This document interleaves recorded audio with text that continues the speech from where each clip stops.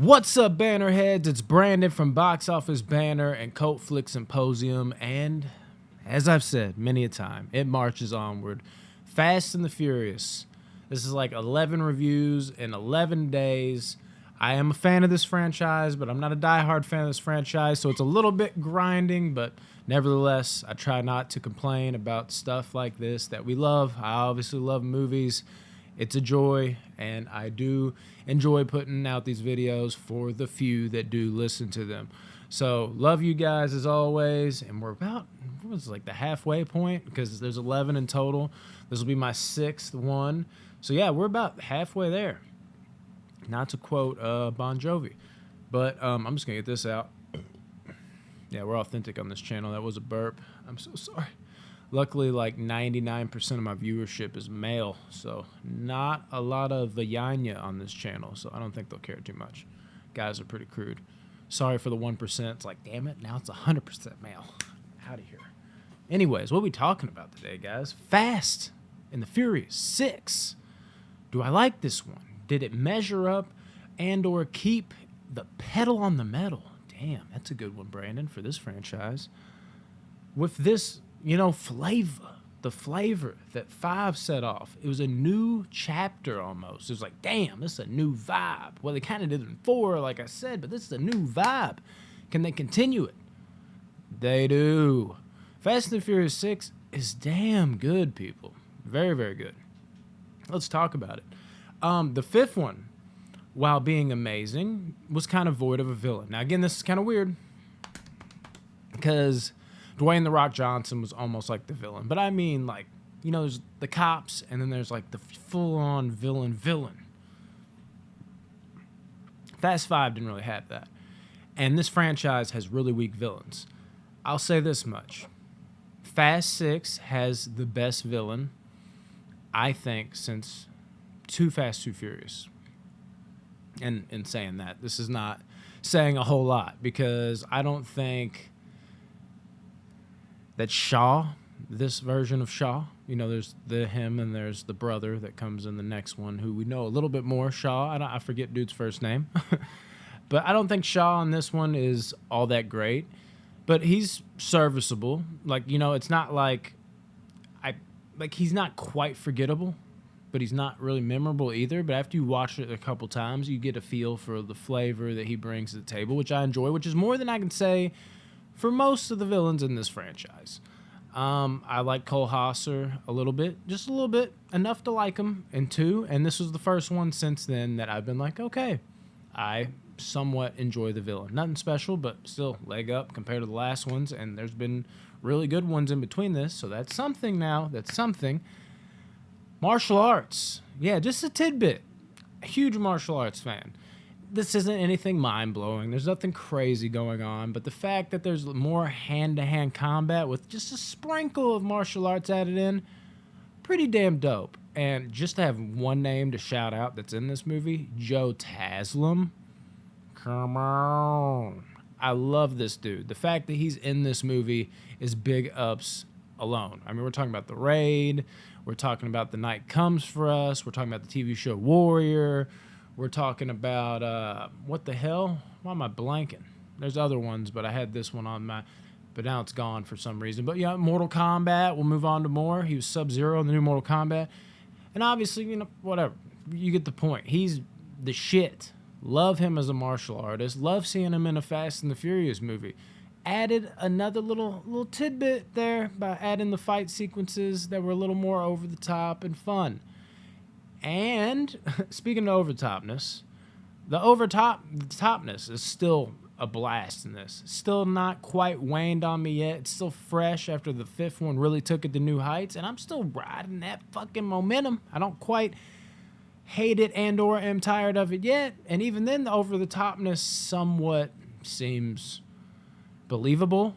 I guess in like movie realm over-the-topness, it hasn't completely went crazy.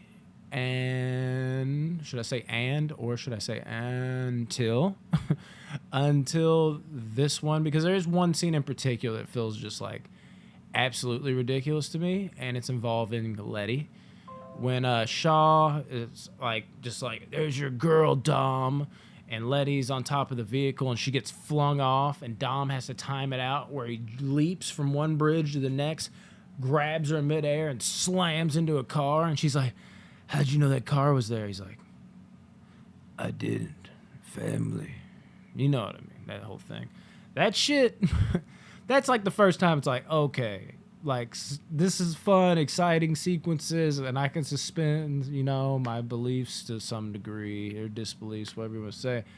And this was the first time I'm like, oh, okay. Like a audible okay came out of my mouth. But hear me out. At this point, I'm not mad at it. It's like a okay rather than a okay, dude. Good Lord, what are y'all doing here? Still on board, still having fun. Speaking of Letty, let me tell you, I'm a bigger fan for whatever reason this time around about her coming back. I've really harped on how I do not like how people come back in this franchise. It's overdone.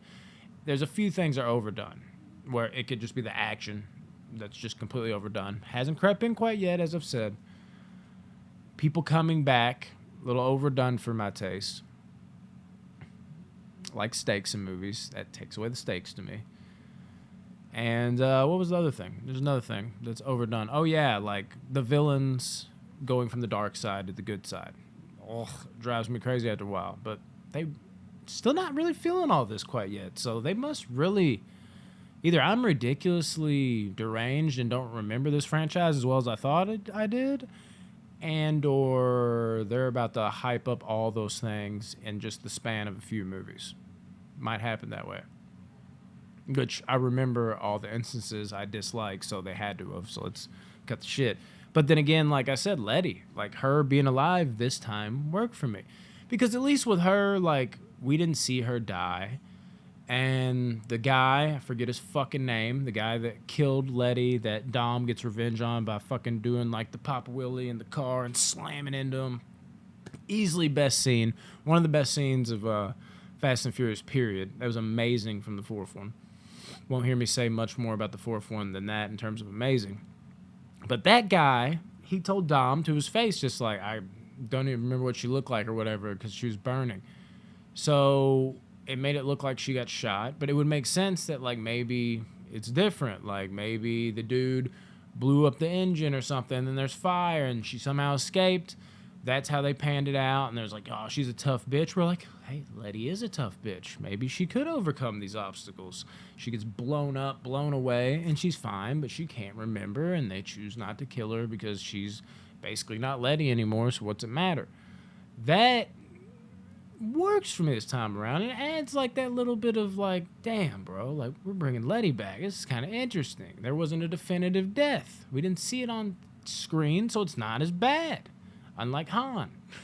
We'll get to that later movie. But I think what really just works is like, it really, like, I don't know. There's something about Diesel that just feels kind of autopilot-y, does he not? And then in this one, he just... to give him something like a surprise and something that can zap back into like the soul and the emotion of the character, I think it really helps elevate the character of Dom, or at least gives him something a little more to play with than I remember. I mean, I knew she was alive in this movie, but I guess looking at it for the first time from like a review point of view, it stuck the landing a little more, much like he stuck the landing catching her and crashing into that windshield. It just did. The end sequence in this movie, tons of fun. I love the world's longest runway in history. It just this airplane just keeps going and going and going and going and going and going and going and going. It just doesn't stop. And it's tons of fun. I love the fights on the plane. I love all the shit with the cars outside the plane. It's all good. I love even Dom's ridiculous laugh out loud, but in a good way, flying headbutt. I'm still on board with the ridiculousness. I'm telling you, people, I am at this point. Really nailing it down for me. Tyrese, let me jump into Rome real quick, because I said he's, it's tough. I said Tyrese is my favorite character, and then I was like, maybe it's actually Han. It's close. But for some reason, when I think of Fast and Furious, I guess because he's in like limited amount of movies, but he's in like the best ones, just about. The Rock is the shit in these movies. That's tough. He's right there. He's right there. So we're going to talk about The Rock a little bit in a second too. But Rome, Tyrese, Rome. This might be my favorite incarnation of Rome. He cracks me up numerous times in this movie. He's my version of Rome. How I talked about in Too Fast, Too Furious, where he gets too cocky. He's the shit. I don't buy it. But when he's joking around, I'm having a blast with Rome. Like in this movie, Rome getting his ass kicked by Joe Taslim. And Han, too. He's just taking it to both of them. And then Rome just being like, nobody needs to know about this. And he looks at Han when he's about to go, like grabs him one more time. He's like, nobody. Love this version of Rome, dude. So funny in this movie. So my Rome. Roman kills it in this movie. The Rock, seeing him come back, team up with the guys, I gotta say, once again, you could kind of say that's what I'm talking about. The guy that's the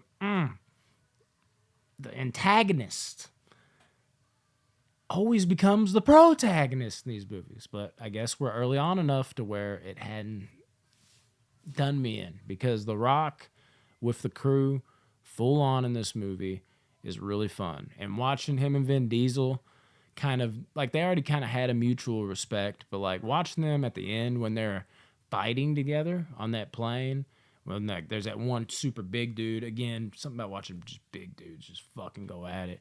But they're just kind of like tag teaming, dude. Like Vin Diesel even grabs dude up like this one time, and The Rock comes over with a clothesline. Fucking dope. The teamwork, them doing the head nods and shit. I was like, I never thought I'd trust a criminal. You do now, bro. You do now. That might have been in Fast 5. Can't remember. Either way, damn good, dude. This movie, still kicking ass. Still doing great. Fast and the Furious.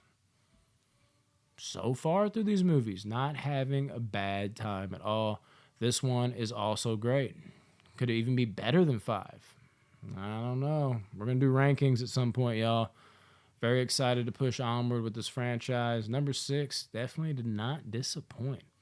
All the ingredients of making a dope-ass fast franchise, specifically in this new era, a.k.a. 5 onward, that pushed the franchise ahead, gave it a rebirth, and brought it to new heights, quite frankly.